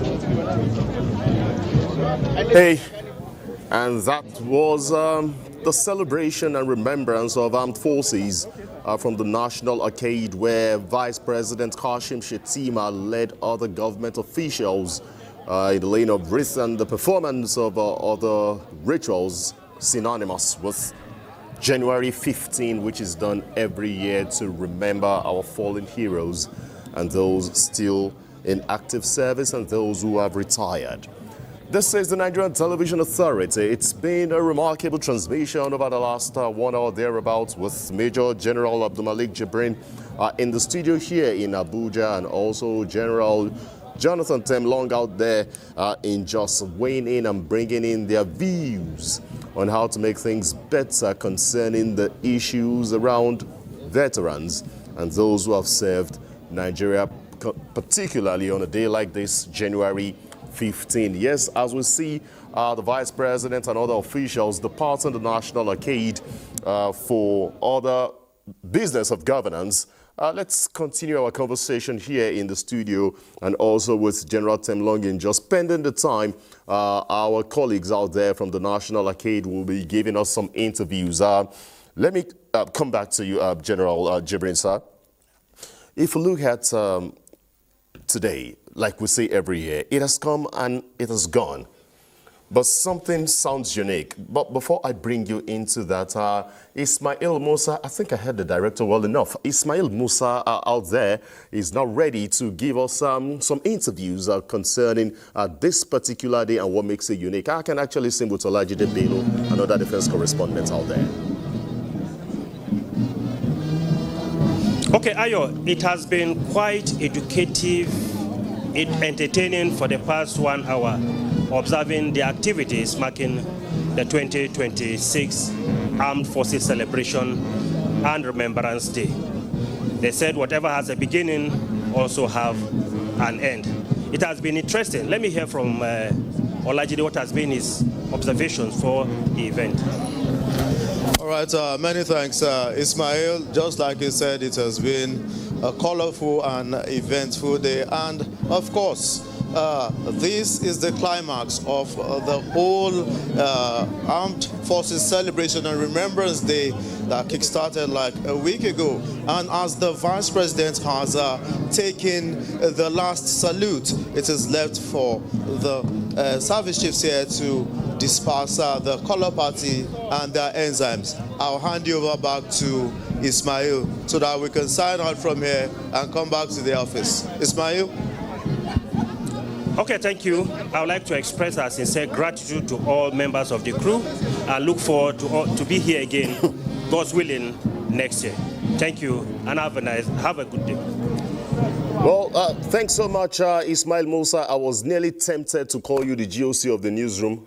I just said it, actually. But thanks for the contribution from the National Arcade, and my regards to everyone out there. Thank you very much. I'll do that. All right. Back in the studio here with General Abdulmalik Jibrin, I was trying to establish something the other time. The day has come and gone, like we do every year. Now, something stands unique this year because now it's no longer about remembrance, it's about celebration. Now, let's have, what could have been the rationale behind renaming, giving it a new name? Is it more like an old wine in a new bottle or a new wine in an old bottle? No. Okay. Actually, there's nothing new. I think that it's the restatement is just bringing two aspects very clearly, which were subsumed earlier on. Celebration, just as my senior colleague explained early in the interview, celebration in the sense celebrating the day 15 January 1970 when the Civil War ended. It marks a day of celebration. Then remembrance, that is to say commemorating those who have made the supreme sacrifice, those who have retired, those who have died. So we are remembering them on this very day. So you are now bringing the ceremony, the jubilation of the cessation of the Nigerian Civil War, 15 January, and then marrying it up with the remembrance activity, which is a solemn occasion. So that's why it's now celebration and remembrance. So actually it has always been like that, but it has never been brought so clearly than now. Thank you very much for clearing that and being specific in terms of the details concerning this new name. But let me bring in General Temlong in Jos. When we look at this day, we're kind of forced, actually, or compelled to look at how we can really bridge the gap in terms of civil-military relations. I was discussing the background with General Jibrin in the studio. Growing up on the streets of Ibadan, then when they tell you Baba Soja is coming, you nearly want to, enter the ground. But nowadays, they tell you a soldier is around, people look with disdain, they don't even treat them with respect. How do we really improve the level of civic education and ensure that our armed forces get the respect they deserve right from childhood, put it into the brains of the child at that early age? Well, thank you very much for that question. I think it's quite beautiful and it's something that is thought-provoking. When you are growing up in Ibadan, and by the way, I served in Ibadan to around 77, 78, you see, the British government left a structure for Nigeria. There was proper upbringing and training then of citizens. And citizens knew their responsibilities and there was respect for the institutions and constituted authority. Parents were part of those respect. People respected their parents and elders. The normative social order in Nigeria then was built on the respect for institutions, for elders, and for constituted authorities.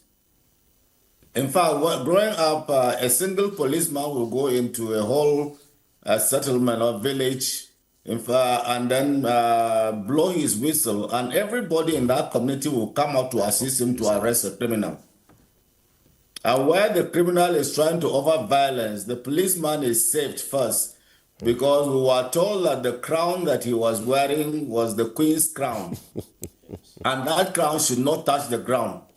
So everybody will try to stop and prevent that crown that this policeman was wearing on his head from touching the ground and help arrests. So citizens were doing citizens arrests.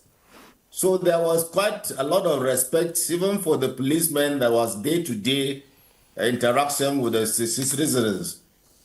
Now when the soldiers came out, there were more respect and they were feared too, because it was believed that soldiers were the ultimate, the last hope or strength of the state.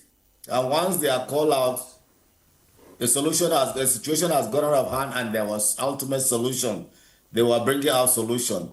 So even the citizens themselves respected the soldiers. They were blind, even them saying anything. So we had what we used to call show of force. Once the soldiers appear on the streets, citizens will know that there is something wrong, and they will start whipping those who are trying to bring trouble into line and say, look, don't do anything, or soldiers are out and they are going to crush you. So that respect was there. So it started with the citizens themselves. So citizens knew that they had to respect the institution of state. Today, you know that the institution of state has gone.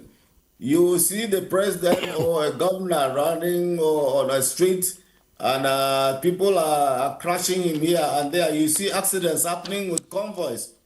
But growing up, when the Sedona visited Lantang in 1965, November, all lined the streets. In fact, for 2 days, we were lining the street because there was no communication until he came.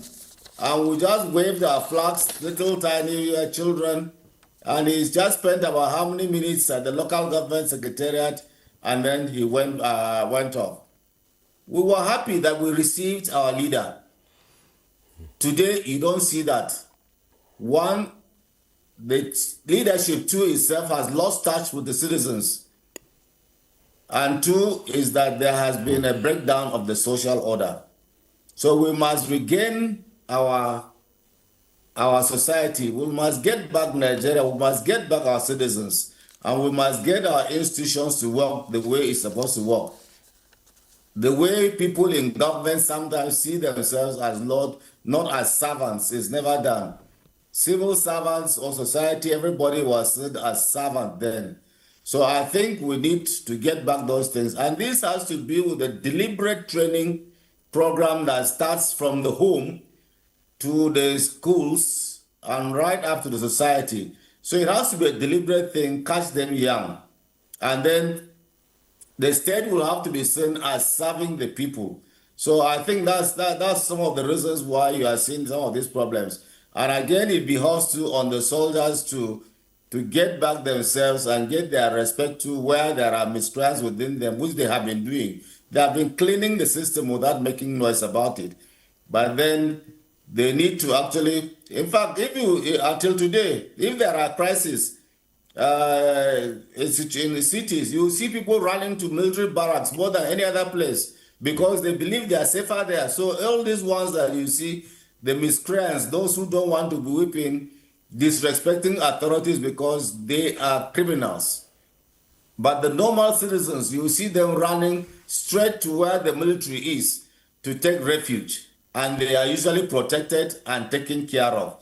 So I think it's a very germane question that you ask, but there are certain things that we must do to put our society back in line, because these are things that a child growing up in America or in UK or in Europe knows what he is supposed to do. You don't even tell him when to make a phone call that he has seen a suspicious person in an environment.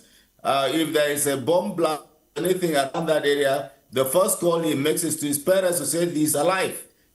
He's somewhere. Ours is that people are running to the incident scene, either to loot or to even start taking photographs and start throwing them out in the social media. And then a secondary explosion comes and you see more casualties. So these are things that have to be trained. People have to be trained that once there is that sort of situation, the security will cordon it. You usually see a yellow tape round, and nobody goes there again because you want to hold the integrity of the incident space for you to take up evidences. But they are tampered with by citizens, looting, people don't care, who have lost our humanity. The first thing is that they snap people who are dead, who are writhing in pains, to be thrown out in the social media. It's terrible. We need to get back our society and our humanity. Ayo. General Temlong, this is well articulated and well put in perspective. General, this is quite disturbing. Some issues raised there by General Temlong about the need for improvements in civic education, what people should do, citizens' responsibility. Let me have your own perspective. He talked about the fast evading lines of security. When there's any form of security threat or challenge, the first place people think of is the barracks, not the police. Yes. Not in most cases, like we see. Now, how do we really set things right in terms of specification in the security architecture of the country so that people play their roles, citizens know what to do, and collectively, the armed forces can get more respect it deserves? Yes. Thank you very much. Just as my senior colleague said, General Temlong, actually part of the problem is the over-employment of the military into what would ordinarily have been the responsibility of the police. So you find that day in, day out, soldiers are brought in where they are not supposed to be, where the police is supposed to act, a soldier is brought in. And that has gradually degraded and worn out the respect that the citizens has for the military and that fear you talked about. And then sensitization of the general public towards responsibility of each citizen will start with a public enlightenment. It's absurd when there is an accident, other explosion or car, diesel or tanker explosion, you see people rushing to the scene instead of staying away. And that, what do you call it, the weather has been cordoned off. Weather, the area had to be cordoned in order to preserve any evidence. By the time an intruder and somebody from outside the scene gets in there, he will tamper with evidence, and that in itself will be a problem for the police, who invariably, or the security agencies who invariably need to get all the nitty-gritty of what it takes to establish exactly what happened in that place. Now, without sensitization, without public enlightenment, our citizens will behave like, with due respect, like we are not ordinary human beings.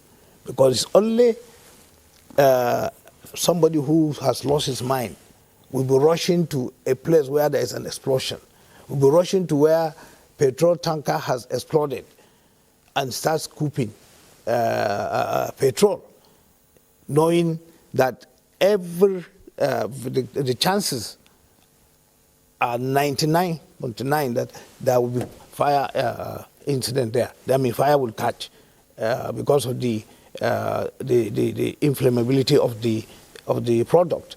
But you find people rushing to that place. So is it, one can find it difficult, one cannot say it is poverty. Poverty that will make you to go and start scooping or endanger your life by rushing to where there is an explosion. Recently, the incident of the strike against terrorists in the Northwest, you see the video that was viral, locals sitting on unexploded bombs. These are, one would be wondering, are we sane? Are we sane? So what am I saying? Public enlightenment sensitization is a key towards enlightening and educating the general public on their civic responsibilities. And without that, we'll continue to witness this kind of incidents. All right, General, I want you to speak more on this particular issue. It's a recurring decimal almost every year, and I will bring in General Temlong as well to talk on this. The issue of welfare, particularly for veterans, the armed forces, those who have served, non-commissioned officers in particular, and to a large extent, even commissioned officers, senior principal officers who are no longer in active service. You'd still see in them the willingness to serve, even though they are retired. But how can we get a proper welfare package for them beyond the assurances and promises of government? Well, it's very, very important question. And this has been lingering, and we have made effort in one of the committees that I serve with General Temlong, reviewing the armed forces of Nigeria, and recommendation certain aspects that will touch the welfare aspect of the service personnel, including the retired. It is what you get while you are in service that when you even retire, it's a reflection of what you'll be getting after retirement. Looking at the inflationary tendencies of the economy, we thank God there is an improvement, drastic improvement in inflation. It's going down. You find that our pension, the pension of a retiree, we all go to the same market. Other retired soldier or retired civil servant, we all go to the same market. You find that our take home cannot meet off our requirement. Cannot meet off our requirement. So what I suggest, and which I think has been captured in one of the recommendations we made in that reform committee, is that there will be a corresponding increase in our pension vis-a-vis the inflationary tendencies in the society. That's the only way you can now check to make sure that a retiree, after leaving service, will still live a comfortable life, will still be able to access health care and other facilities to be able to maintain his dignity and that of his family. So there must be a concerted effort to ensure that our pension, anytime there is an increase in salary, our pension is correspondingly also adjusted to reflect the purchasing power of the economy. So that's one very important factor that we need to do. Okay, let me bring in General Temlong as we round off conversation on this program. On your thoughts about improved welfare packages for veterans. And would you actually support the call that a day like this should be a national public holiday in honor of those who have paid the ultimate price for the country? Thank you very much. I think I will support that, because looking at the situation where the sort of apathy that the population has towards this day, I think to ingrain it into our psyche, we need to put this day as a national public holiday and to encourage the participation of the public. If you look at that arcade now, even though it's restricted, but how many of our citizens are there to watch all this thing, or how many are glued on their TV watching online? In the States, if you look at it, the participation in the States are virtually just the armed forces and the retired people. If you go to the local governments, nothing is happening. So I think we need to do that to eke it, and it becomes, if it's a bank holiday, it becomes something very important. And that is part of the welfare package you are talking about, because if I understand that I'm being appreciated for the services I rendered for this country, And if I know that if I die in action, the country will still remember me and my services, that my children and my widow will be taken care of by the state, a grateful state. It will be a greater impetus for me to give in my all. So I think that those are some of the important things that we need to do. And let me, before I round up properly, is to thank President Bola Tinubu administration. You know, something that has started in 1998 after the defeat of the rebels in Sierra Leone and the restatement of Tijankava, and the various subsequent officers applied for land, veterans applied for land at the FCT. This kept lingering on until the President Bola Tinubu administration, where the Special Trust Scheme, SVP, was approved, and over 1,000 officers now have been allocated land in the FCT, including the widows of those who have actually paid the supreme sacrifice and the rest. And where even the widows are late too, the next of kin have been allocated those lands. And I think we need to commend the president and the minister of the FCT for doing this. It has to be cascaded down to the states and local government too, where you see that veterans are assisted in getting land where they can actually build retirement homes or invest in. That is a very important thing, because shelter is quite important. If you know that you have a shelter that you can retire to, or your family can retire to when you are no more there, it's an assurance from where they can start. So we need to commend that. We need to go beyond, like my colleague has said. Look, we need to make sure that are we receiving a living wage or a minimum wage? Are our pension enough? If you look at our age, and if you look at the trauma we went through, over half of our emoluments are used on drugs. Absolutely. Buying expensive hypertensive, buying expensive diabetics. You know, those with glaucoma now, sometimes they spend over 70,000 a month for drugs. If you want to put eye drops that are proper, and the operations are quite expensive, they are not covered sometimes by the insurance scheme. And so you need to take this into account. And that's why you find out that abroad, the hospitals of the veterans are better equipped to handle some of these geriatric problems and then the traumatic situations that they're going to. So I think looking at the salaries, and sometimes it's observed when you start comparing military ranks or with some civilian appointments, it's never done. It's only in Nigeria where you say this rank is equivalent to a director, this rank is equivalent to a PAMSEC. It's never done like that, because what we go through and what we do, what we are trained, the risk we go through are not the same with somebody who sits down in the office throughout his time and gets to a permanent secretary and the rest. So I think we need to go beyond that. And so these are sort of things that we need. And thank you very much for this opportunity. I believe that going forward, NTA, you are doing a great job for us, and we appreciate you for all that you are doing. Thank you. Thank you very much, General Temlong. It's been interesting conversing with you. I just hold on for a while as a round of conversation here in the studio with General Abdul Malik too.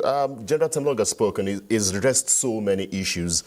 Now, as we move forward into the 2027 Armed Forces Remembrance Day, what are the unique things you would like to see improve beyond the welfare package going into 2027?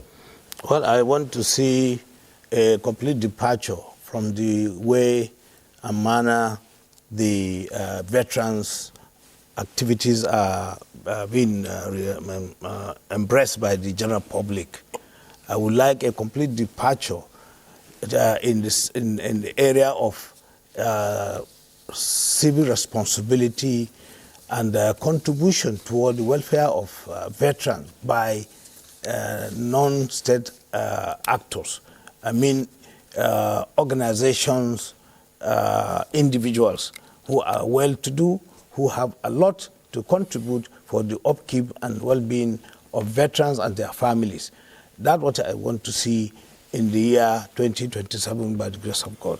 And we are optimistic that this will become a reality. Sure. Major General Abdulmalik Jibrin, I'd like to thank you for your time. Major General Abdulmalik Jibrin is the immediate past national chairman, Nigerian Legion, and currently Secretary, Civil Defense, Immigration and Prison Service Board. He has joined us on the special broadcast of the 2026 Armed Forces Celebration and Remembrance Day. And also appreciation out there in Jos City to General Jonathan Temlong, the first commander, Multinational Joint Task Force, and former president, Alumni Association of National Defense College, and is also a security consultant. Generals, I'd like to thank you for your time. Always my pleasure, Ayo. Thank you very much for having me, and thank MTA for doing this great job for us. Yes. God bless you all. Okay. All right, our parting words. As we move into the year 2027, looking forward to 2027 Armed Forces Remembrance Day. Remember, anywhere you see a veteran, show them some love, show them some respect. They deserve it every day, every time. I'm Ayodeji Makinde. On behalf of the entire production crew, I'd like to thank you. But before we go, remember, we've been able to package a pictorial representation of the evolution of the Nigerian Army. You'd enjoy it. I bet it. Bye-bye.